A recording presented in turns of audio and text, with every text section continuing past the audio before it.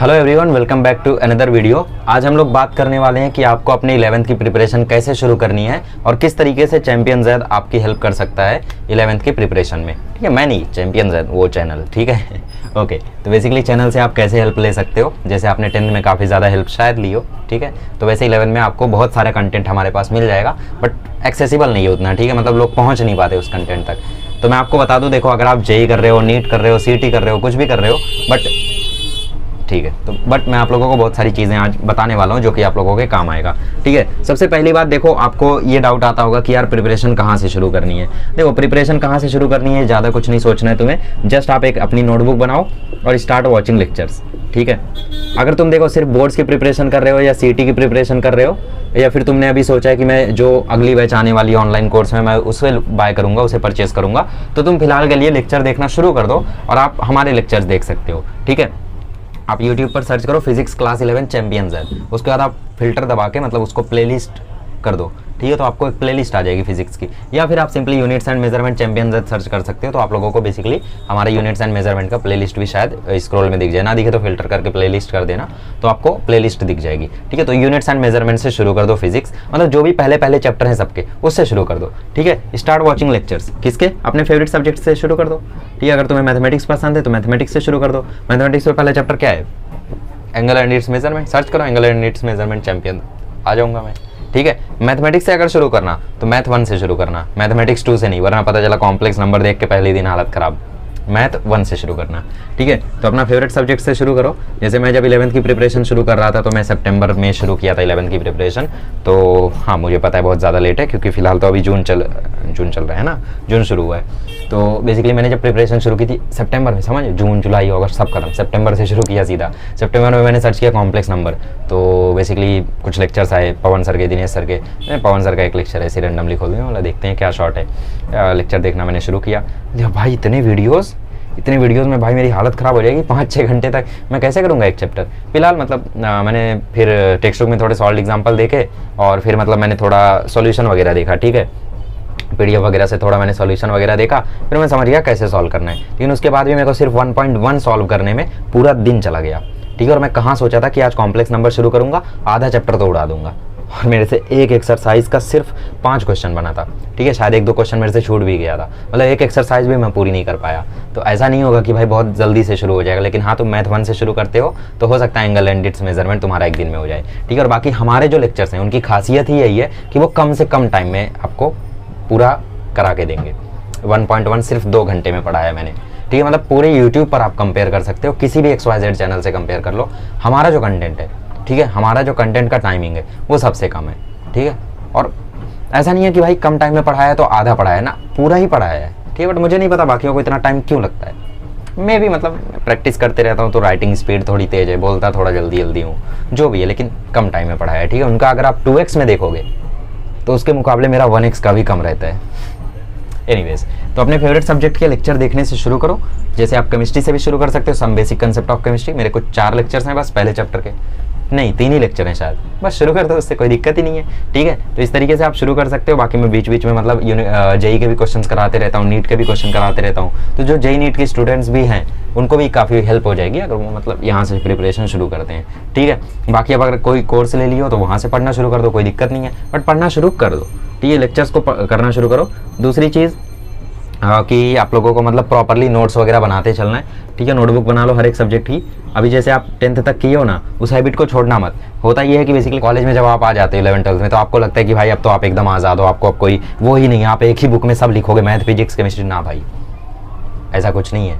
ठीक है, तुमने अगर 10 साल कॉन्सेंट्रेट किया है और किसी एक खास एनर्जी को प्राप्त किया है, वो तुम एक दिन ज़ाया करके उस एनर्जी को गंवा सकते हो, ये चीज़ याद रखना।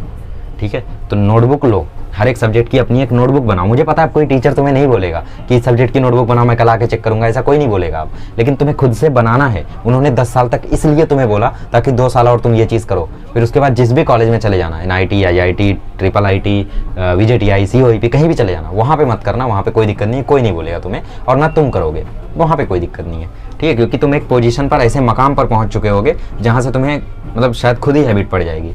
एनीवेज, तो अपनी नोटबुक बनाओ, हर एक सब्जेक्ट की खुद की एक पर्सनल नोटबुक बनाओ। ठीक है। चाहिए तो थ्योरी के लिए अलग, न्यूमेरिकल के लिए अलग बनाओ, बट मैं ऐसा जनरली रेकमेंड नहीं करता हूँ, क्योंकि मतलब फिर ऐसा होता है कि थ्योरी में थ्योरी दिखती है, न्यूमेरिकल में न्यूमेरिकल ही दिखता है, तो कुछ समझता नहीं है। तो मैं ऐसा नहीं रिकमेंड करूँगा कि आप थ्योरी अलग बनाओ, न्यूमेरिकल अलग बनाओ, सब एक ही में बनाओ, ठीक है। तो अपने हर एक नोटबुक का, हर एक सब्जेक्ट का एक एक नोटबुक बनाओ, इनऑर्गेनिक अलग, फिजिकल अलग, ऑर्गेनिक अलग, फिजिक्स अलग, मैथ अलग, ठीक है, जैसा हमने कोटा में किया था। तो इससे आपका जो स्टडी है वो सिस्टमेटिक रहेगा, ठीक है। और इसके अलावा आप क्वेश्चंस को डेली सॉल्व करते रहो, ठीक है, डेली क्वेश्चन सॉल्विंग आप करते रहो, डेली क्वेश्चन सॉल्विंग आप करते रहो। अब ये तो मैं उनको बता रहा हूँ, मतलब जो जेई नीट की तैयारी कर रहे हैं, जो जेई नीट की तैयारी नहीं कर रहे हैं उनका क्या। फिलहाल इनको मैं एक और चीज़ बता दूँ, ठीक है, कि अगर आप मतलब लेक्चर वगैरह देखते हो तो उसके अलावा आपको एटलीस्ट 4 आवर्स की सेल्फ स्टडी कंपलसरी है, ठीक है, 4 घंटे की सेल्फ स्टडी कंपलसरी है, ठीक है। मतलब एक स्टडी लगाई गई थी, एक एनालाइज किया गया था कि एक बच्चे को कितना पढ़ना चाहिए अगर वो अपनी IIT की प्रिपरेशन 11th से शुरू करता है तो उसमें कहा गया कि उसको मिनिमम 4 घंटे की सेल्फ स्टडी करनी ही चाहिए, ठीक है। मिनिमम भी है और बेयर इनफ भी है, मतलब ठीक है आपको एक अच्छा कॉलेज मिल जाएगा, ठीक है, अगर 4 घंटे सेल्फ स्टडी करते हो। वेनाई से अच्छा कॉलेज, इसका मतलब 6000 रैंक, 5000 रैंक, 4000 रैंक, ठीक है, जैसे IIT BHU, IIT रुड़की, ऐसे कॉलेजेस। ओके, तो ये उनका हो गया जिनको जेई नीट करना है, ठीक है, मेडिकल कॉलेज वगैरह उनका हो गया, ठीक है। अब बात करते हैं हम लोग बोर्ड्स के स्टूडेंट्स की, अपने प्यारे प्यारे छोटे छोटे नन्हे मुन्ने इमेच्योर नादान जो भी है अपने स्टूडेंट्स की बात करते हैं। तो उनको लेक्चर्स देखना शुरू कर देना है अपने फेवरेट सब्जेक्ट से, और लेक्चर के साथ साथ मतलब उनको भी नोट्स बनाने हैं, ऐसा नहीं है कि उनको नोट्स नहीं बनाना है। जैसे मैथमेटिक्स में उनको स्क्रीनशॉट लेके नहीं समझेगा, स्क्रीनशॉट लेकर नहीं उनको समझेगा, ठीक है, आपको नोट्स बनाने पड़ेंगे, ठीक है। और जो भी आप नोट्स बना रहे हो उसको फिर रिवाइज करते रहो बाकी, ठीक है।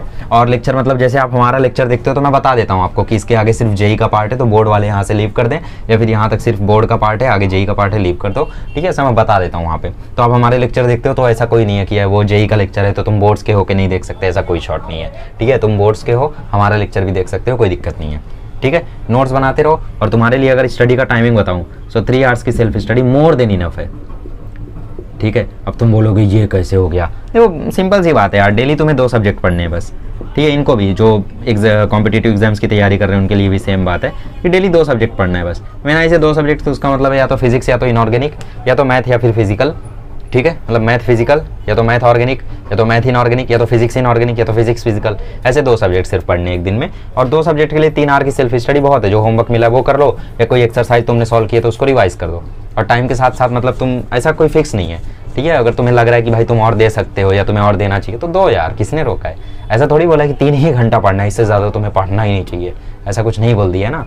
तो बेसिकली तुम्हें प्रॉपरली उसको अच्छे से करना है, ठीक है। अभी से ये प्रिपरेशन शुरू कर दो। और अगर हम लोग बात करें लैंग्वेजेस की कि भैया इंग्लिश का क्या करना है, हिंदी का क्या करना है, तो इंग्लिश हिंदी का देखो सिंपल सी बात है कि जब एंड टाइम आएगा ना तो उस टाइम पे हम लोग कुछ कंटेंट डाल देंगे, ये लेक्चर वगैरह तो डले रहते हैं। तो तुम्हें चाहिए तो मतलब डेली 1 चैप्टर इंग्लिश का कोई देख के सो जाओ, ठीक है, ट्यूटोरियल होता है, बहुत सारे एक्सप्लेनेशन वगैरह होते हैं यूट्यूब पर, उनका कोई एक लेक्चर देख के सो जाओ, 1 चैप्टर देख के सो जाओ, हर दिन हर रात 1 चैप्टर देख के सो जाओ, ठीक है।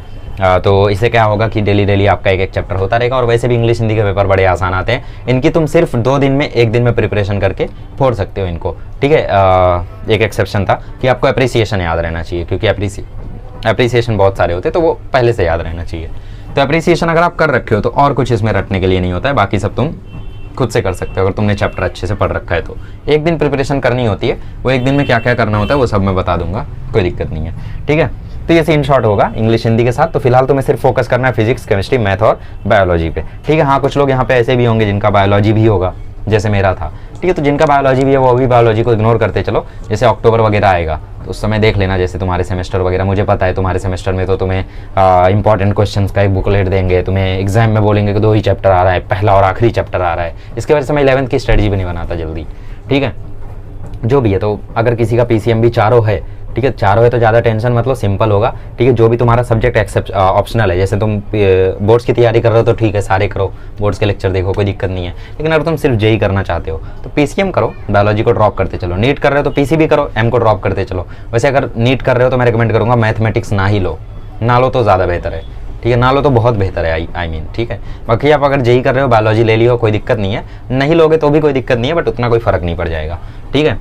क्योंकि computer science most of the students पढ़ते नहीं, बायोलॉजी रहता है चलो डर के मारे थोड़ा पढ़ तो लेते हैं, एनीवेज, तो ये पूरा सिनेरियो है। इस तरीके से आपको 11th की शुरुआत करनी है और भूलना मत कि 11th में आप लोगों को बढ़िया से प्रिपरेशन करनी है और अच्छे से आप लोगों को हर एक सब्जेक्ट को कवर अप करते चलना है।